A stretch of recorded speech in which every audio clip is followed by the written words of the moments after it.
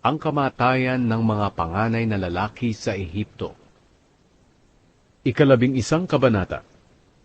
Sinabi ng Panginoon kay Moises, "Padadalhan ko ng isa pang salot ang Faraon at ang Ehipto. Pagkatapos nito, paalisin na niya kayo. Itataboy pa niya kayo dahil gusto niyang makaalis agad kayo. Sabihin mo sa mga Israelita, lalaki man o babae, na humingi sila ng mga alahas na pilak at ginto sa mga kapitbahay nila na Ehipsyo. Niloob ng Panginoon na maging mabait ang mga Ehipsyo sa mga Israelita. At iginalang si Moises ng mga opisyal ng Faraon at ng mga mamamayan ng Ehipto.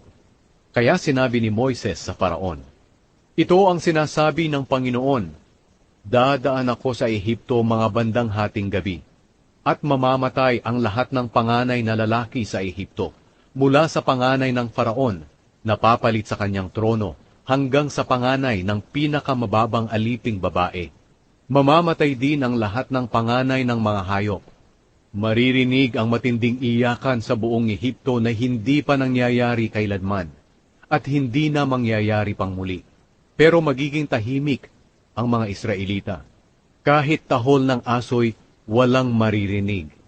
Sa pamamagitan nito malalaman ninyo na iba ang pagtrato ng Panginoon sa mga Israelita at sa mga Ehipsyo.